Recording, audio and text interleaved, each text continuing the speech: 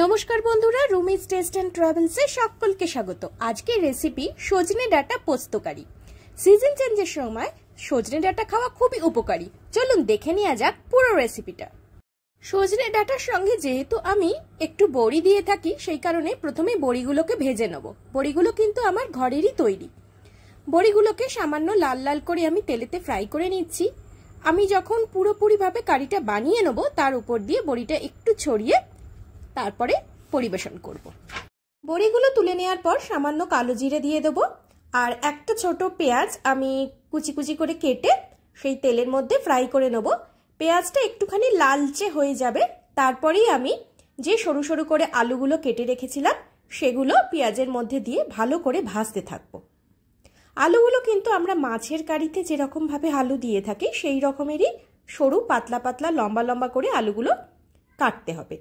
আলুগুলোকে পেঁয়াজের সঙ্গে প্রায় 2 থেকে 3 মিনিট ভালো করে লাল লাল করে ভেজে নিতে হবে। ছোটবেলায় এই সজনে ডাঁটা খেতে কতই না অপছন্দ করেছি, কিন্তু এখন বড় হয়ে মা হয়ে বুঝতে পারছি সিজন চেঞ্জের সময় এই সজনে ডাঁটা কতটা উপকারী। এরপরে আমি 3 থেকে 4টে কাঁচা লঙ্কা দিয়েও আলুগুলোকে ভালো করে পেঁয়াজের সঙ্গে ভাজতে থাকবো। আলুগুলো কিছুক্ষণ ভাজার পরে দিয়ে দেবো সজনে ডাঁটা। সজনে ডাঁটাগুলোকে পাতলা পাতলা করে কেটে নিয়েছি, ওপরে খোসাগুলোকে ভালো করে ছাড়িয়ে নিয়েছি। তারপরে সেগুলোকে ভালো করে ধুয়ে নিয়ে তরকারিতে দিচ্ছি। এরপর দিয়ে দেবো সামান্য নুন আর সামান্য একটু হলুদ দিয়ে ভালো করে পুরো আলু, পেঁয়াজ আর সজনে ডাঁটাগুলোকে ভাজতে থাকবো। এই সবজিগুলো যদি ভালো করে ভাজা না হয় তাহলে কারিতে কাঁচা কাঁচা লাগবে বা ডাঁটার ভেতরের অংশগুলো নরম হবে না, খেতে খুবই বাজে লাগবে। সেই জন্য ভাজাটা খুবই দরকার।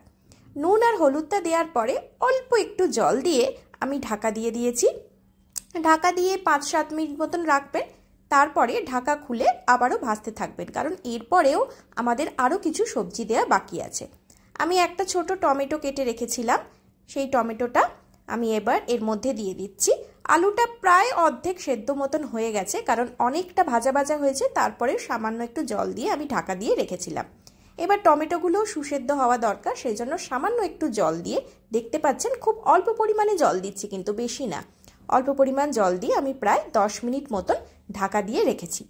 ঢাকা খোলার পরে আলুগুলো একেবারেই সেদ্ধ হয়ে গেছে, সজনে ডাঁটাও সেদ্ধ হয়ে এসেছে, টমেটো তো সেদ্ধ হয়েছে।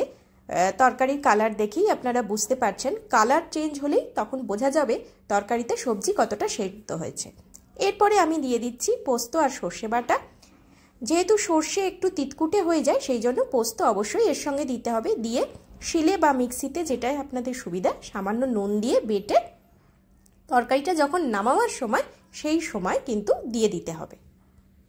সর্ষে পোস্ত বাটা দেওয়ার পরেও 5 মিনিট মতন ফুটিয়ে নিতে হবে, যাতে ভালো করে সর্ষে বা পোস্ত দানাগুলো তরকারির মধ্যে মিশে যায়। তরকারির আগে থেকে কিন্তু দেয়া যাবে না, ঠিক পরিবেশনের আগের মুহূর্তে তরকারিটা নামাবেন, ঠিক এই সময় কিন্তু সর্ষে পোস্ত বাটা দিতে হবে। আর আমি এর সঙ্গে মিশিয়ে দিয়েছি নামানোর ঠিক আগের মুহূর্তে আমি যে বড়িগুলো ভেজে রেখেছিলাম সেগুলো এর মধ্যে দিয়ে দিচ্ছি। দিয়ে তারপর আরও একটু কষিয়ে জলটা একটু শুকনো শুকনো হবে, তারপরে আমরা নামিয়ে ফেললো। কেমন লাগলো আজকের রেসিপি সজনে ডাঁটা পোস্তকারি? যদি রেসিপিটা ভালো লেগে থাকে তাহলে like, share, subscribe my channel Rumi's test and travels. সকলে ভালো থাকুন।